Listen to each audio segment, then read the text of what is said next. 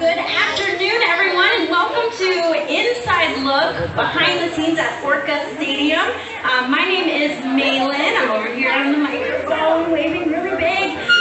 We definitely want to thank you guys for coming in today and spending some time with us. This will be a very special look at what goes on behind the scenes, but also all the incredible research that SeaWorld participates in to help save killer whales out in the wild. So working and collaborating with our outside world impact as these killer whales are ambassadors for their wild counterparts. So in just a few minutes, we're going to be going into some sessions, and I'll be on microphone to tell you guys all about those research studies and some information about the whales and how we take care of them here. But until then, you guys are welcome to hang out, but I do want to go over a couple of guidelines to follow because you are in the behind the scenes here. So first of all, there is this silver fence line that goes all the way around our back pools. You guys are welcome to step all the way up to the front as you guys are, but we please ask that you keep all of your belongings. That includes your phones, cameras, anything attached to you like your hands, and also children, please, on your side of the fence. That fence is for your safety as well as the safety of the animals. We want to make sure that they don't come into contact with anything that would possibly be dangerous for them, such as the things that you guys are carrying with you. Also, while you're back here, we're open until 2:45, so we'll be doing two separate sessions during that time and giving the presentation on research twice. In between, we will have plenty of time to talk about killer whales with all of you. So if you have specific questions, please raise your hand and one of the trainers around the pool can come and chat with you guys. We love to talk about killer whales and can literally do it all day long. So please let us know if there's anything you'd like to know more about. And since that is an extended time that you guys will be back here, in the event that you need to use the restroom, we do have one available for you. So that restroom is all the way around the silver fence. If you keep following into that dark blue building, you'll see a sign over there that says restrooms, and there are two restrooms there for you guys to use while you're in this area. But for the most part, we're going to be hanging out over here because this is where the speakers are. And then we'll let you guys know when we might move over to do sessions elsewhere. So once again, just a reminder that we're going to keep all of your hands, body parts, belongings on your side of the fence line. We also ask that you don't stand, or the little ones don't stand on that wiring because it's not made for holding body weight. And I just wanted to mention while we're back here, you are in the presence of marine mammals.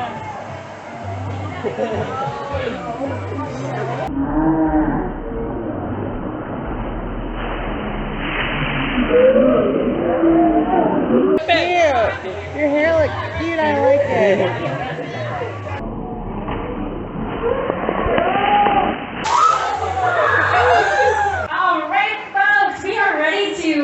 Start the presentation portion of Inside Look.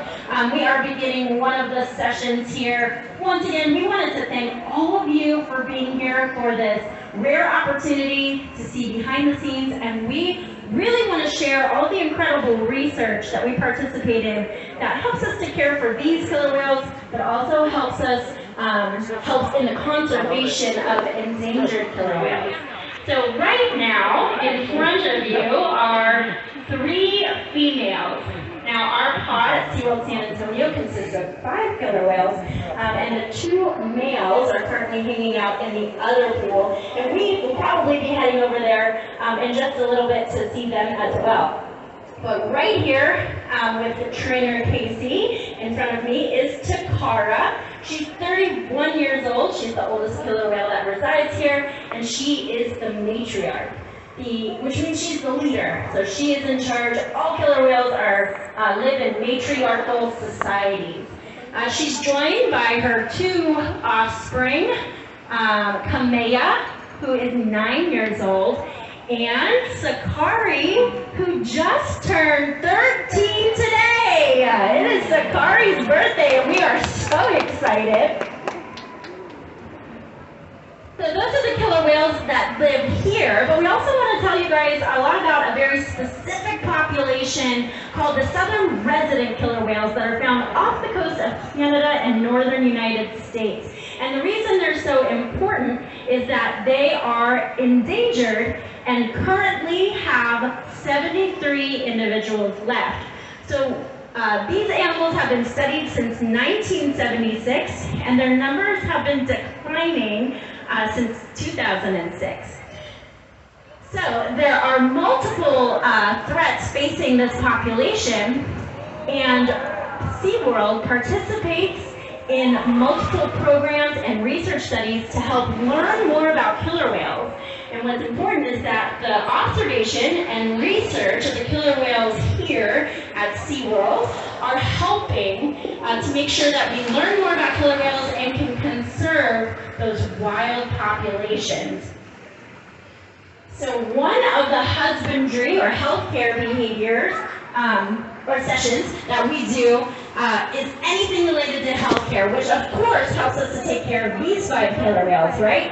So far on the other end of the pool, you can see, I think Sakari is rolled over on her back with her belly up and her tail flukes on the side. And this is a very common thing we do multiple times. Takara is going to demonstrate for you here. And in this position, we're able to do something like draw blood. And so that's important for Takara and Sakari's health. But there's a ton of information that we can learn through collecting blood. So there's multiple behaviors that we've trained to make sure we can take care of these guys. But through those behaviors, we're able to participate in research and help use that information out in the wild with scientists and conservationists. So I'm going to talk about some of those really cool and interesting research studies that we've done.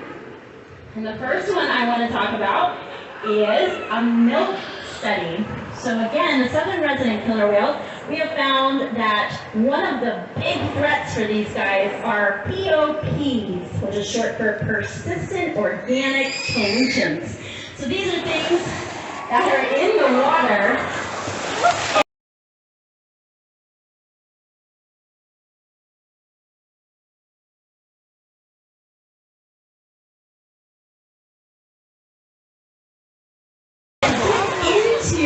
The food chain, and they start small, and these chemical pollutants can be absorbed at the lowest level, so in plankton, and then everything that eats it goes into the body of that animal. Now, killer whales are top predators, but what that means is that by the time they're eating something, they have the highest levels of that chemical pollutant. And so these POPs are coming back from chemicals we used back in the 1970s, and we learned it's not good for the environment, it's not good for the animals, so we stopped using them. Yay! The bad news is they're not going anywhere because they're persistent. So they're still in the bodies of especially southern resident killer whales. Now, one of the things that they've seen is that their calves don't survive very long. And so we participated in this milk study that allows us to measure the transfer of those chemicals from a mother to the calf. So again, through the training of husbandry or healthcare behaviors, it's very easy for us to get different information. So Takara here participated in this study, as well as another female in California, and we were able to get milk samples. So again, we can just ask her to roll over and then obtain milk samples from the mammary glands that are underneath. And then we also took measurements from multiple places on the body on the blubber and body measures. So those are all things we do anyway. Now we're getting all this information and then sending it in, and what they found is that females right? I said those persistent chemicals, they don't go anywhere. But the females can pass it to their calves. And they pass it during gestation. They also pass it during lactation. So these are mammals. They nurse their young, and so all of those chemicals are being transferred to their calves. So we were able to study the transfer of different things in killer whales through the milk and through blood serums. And then they found what's the time that the highest levels are transferred. And the reason this is so important is that the southern resident killer whales I mentioned, their calves are not surviving, right? So the scientists are trying to use this information to determine at what point are those calves the most at risk. Something else this study kind of shed light on is that this might be one of the reasons that female killer whales live longer than males, because since males aren't having any calves, they never shed or get rid of those chemicals that are building up. So SeaWorld is working with organizations like NOAA to study these kind of things so that we can make sure we're finding ways, how can we possibly solve this problem, right? Out in the southern resident killer whales, how can we know at what point a young calf is most likely to survive? What kind of ways can we protect them in the future to make sure that they are surviving into adulthood? So that's just one example of a really incredible study we've done here. Another study is a blubber study. So who here has heard of blubber? Yeah. Okay, so marine mammals have blubber. I just had a really good question. I'm not sure where he went, but he asked,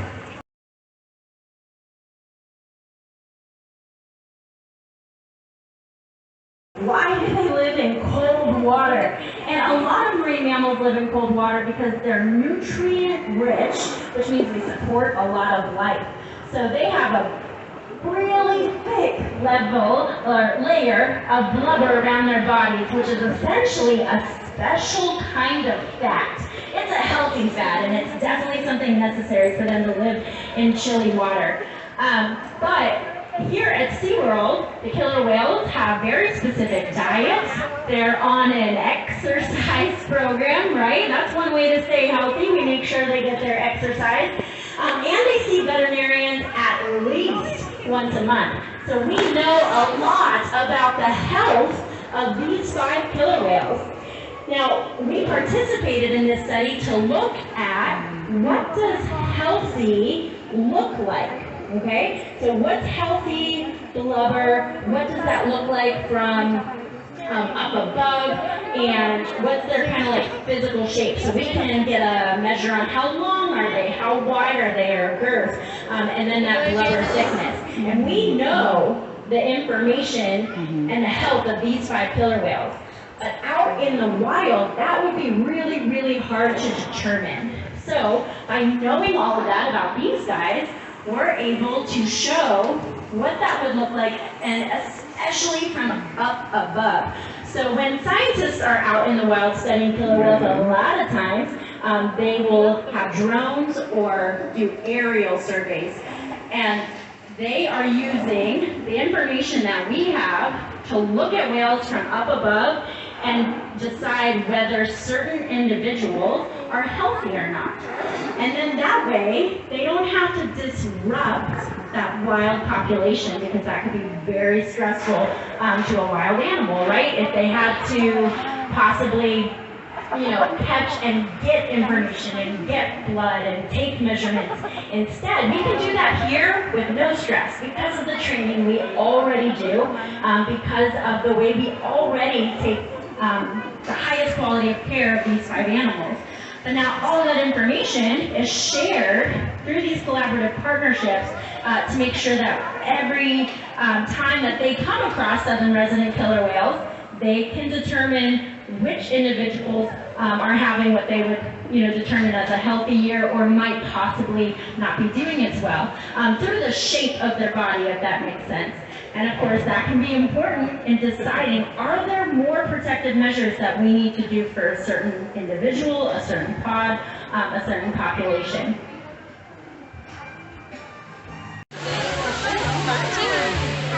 funny story. I actually got a really fun little Orca plushie actually named Takara. Nice. Yeah.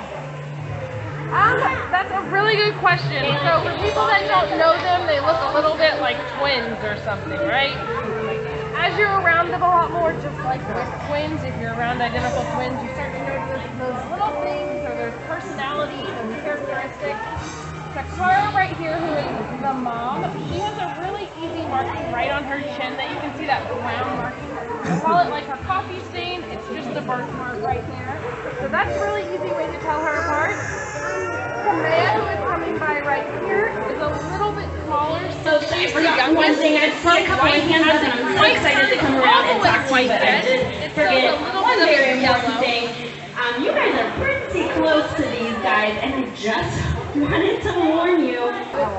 Oh, they start learning from the moment they're born. I am not sure about that as well. From the moment they're born, they start learning a lot. You want to know something cool? I like that. Right there. It's her birthday today. Yeah. She's turning 13. So how much older is she?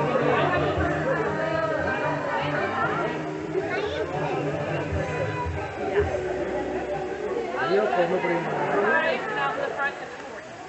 The killer whale?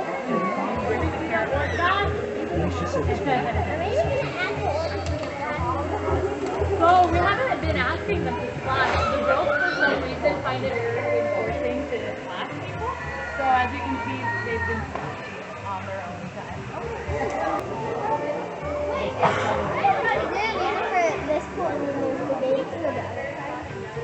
So, yes, there's a pool that looks like this.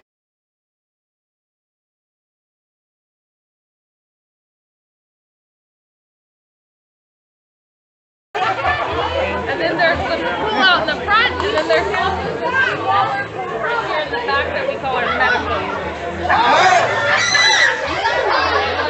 They love how everyone's responding, so then they can just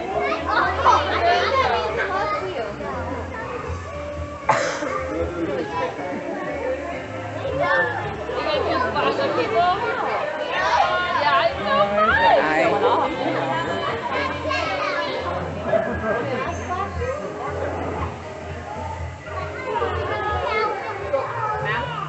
How good is a whale's eyesight here for a minute?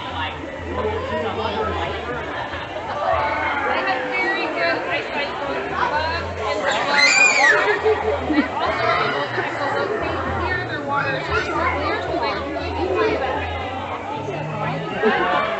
But they have very, very good eyesight. They can see under the water and they can actually see hand signals from us while they're still underwater and we're above water.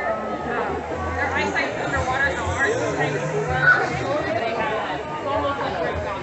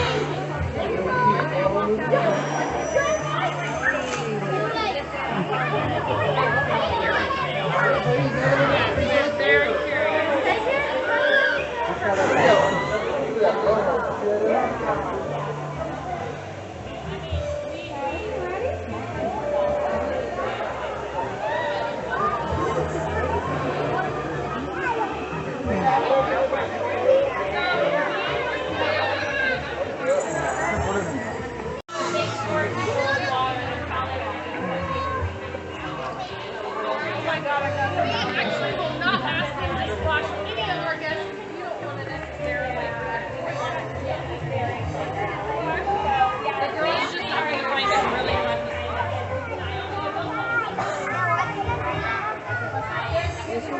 Right between the well, we have this is the water right here.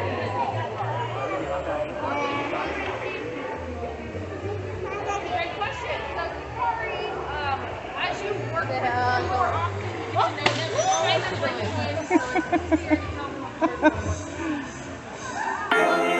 you.